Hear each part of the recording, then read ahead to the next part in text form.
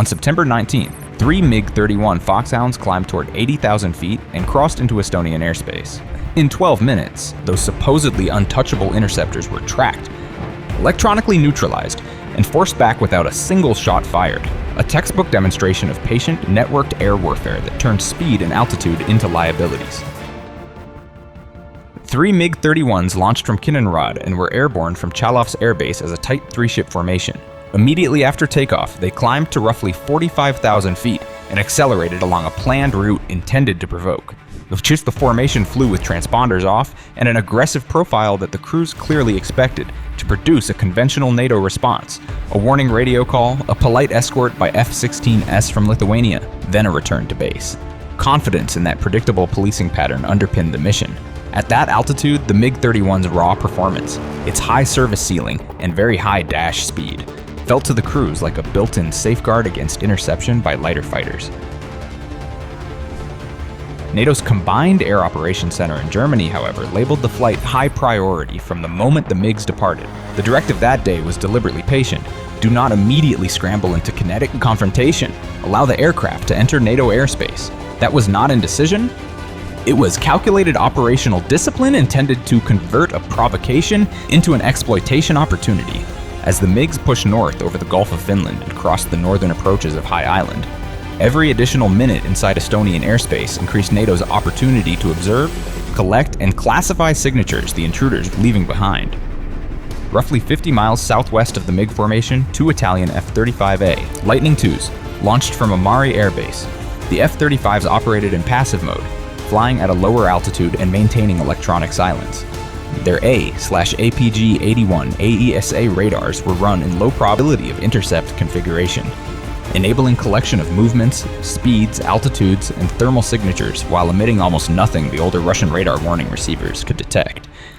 In effect, the F-35s created a weapon-quality target file on the MiGs while remaining invisible to them. Those F-35s functioned as silent collectors. Every electromagnetic emission from the MiGs, radar chirps, data link chatter, and radio bursts, was passively recorded and forwarded through AWACS to NATO intelligence centers. The operation amounted to an electronic dissection of the MiG-31's signature and behavior, preserved for analysis and immediate action. Dozens of miles to the west, 2 Swedish JAS-39E Gripen-S were flying a parallel track with radar shut down.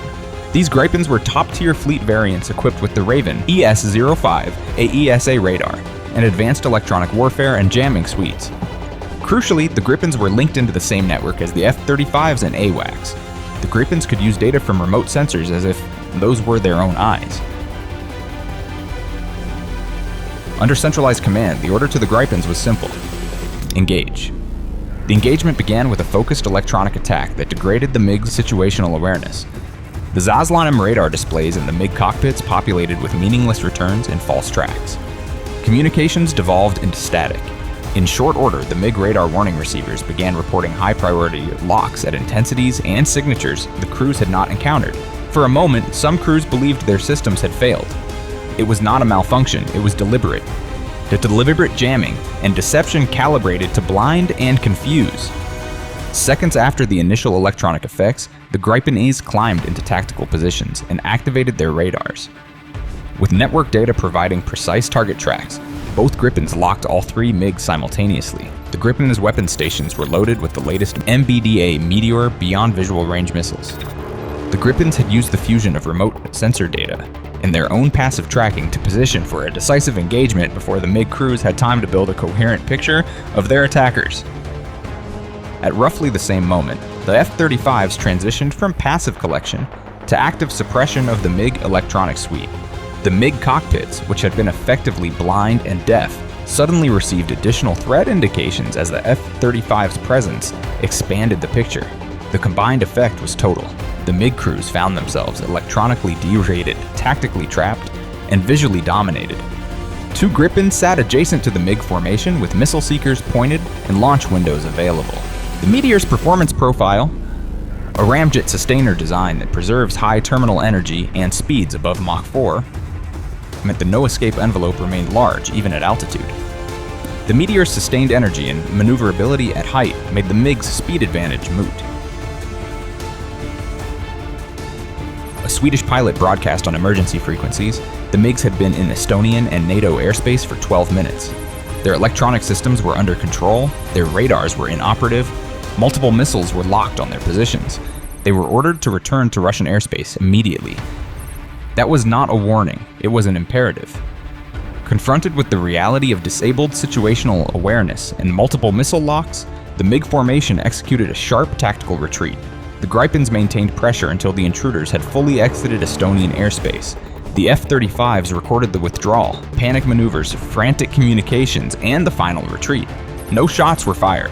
The mission concluded without kinetic engagement. The operational effect, however, was profound. Two technical realities explain why the MiG-31 profile became a liability in this engagement. First, the MiG-31 is an interceptor optimized for straight-line speed and extreme ceiling rather than close-in maneuverability. With a quoted service ceiling exceeding 80,000 feet and a top speed near Mach 2.8, the platform is designed to intercept bombers and cruise threats over long distance. At those speeds and altitudes, the aircraft's turning radius is enormous, and structural or engine limits constrain sudden, high-G maneuvers. It cannot produce the instantaneous lateral acceleration that modern missile evade profiles require. In short, speed and ceiling do not equate to agility. Second, extreme speed produces enormous signatures. A fuselage traveling at Mach 2.8 generates significant frictional heating and becomes a prominent infrared source. Modern electro-optical targeting systems and advanced IR-guided missiles can exploit that thermal contrast at long ranges. On radar, the Doppler signature of a craft at high Mach further distinguishes it from background clutter. Both signatures increase detectability rather than reduce it. Missile technology compounds these vulnerabilities. The Meteor missile's ramjet sustainer maintains energy late into flight, allowing terminal velocities above Mach 4 and a large no-escape zone even at high altitudes. The Meteor's quoted performance, sustained speeds roughly equivalent to 3,044 miles per hour, exceeds the MiG-31's top speed, quoted at approximately 2,153 miles per hour in the transcript.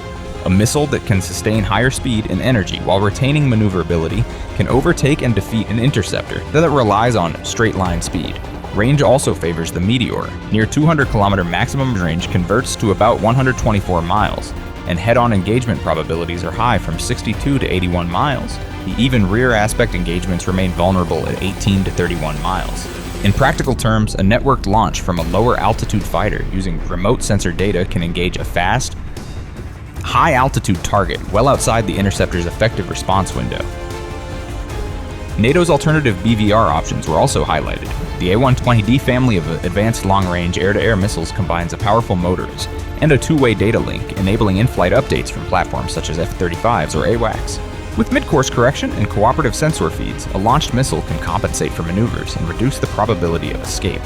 If a MiG pilot attempts defensive maneuvers to bleed energy and avoid an initial missile, that maneuvering further reduces available speed and altitude, increasing exposure to follow-on shots from other launchers. This is the classic squeeze tactic. One shot forces energy loss, and a second, or networked follow-up, exploits that loss.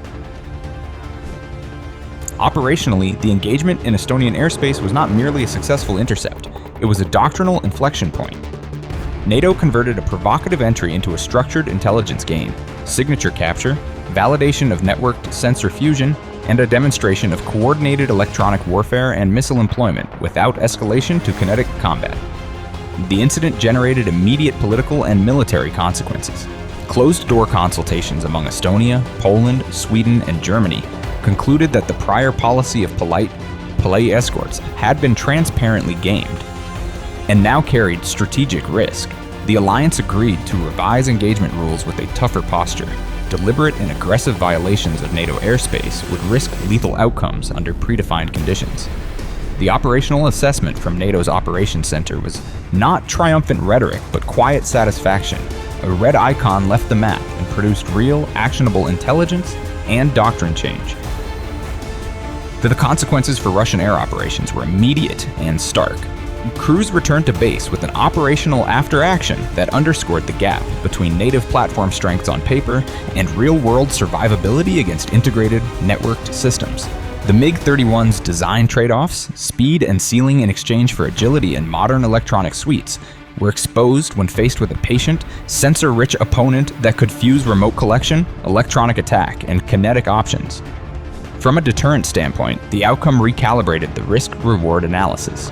Provocative entries that once bought political signaling and plausible deniability now carried the possibility of severe technical and financial loss, and under new ROE conditions could escalate to lethal force.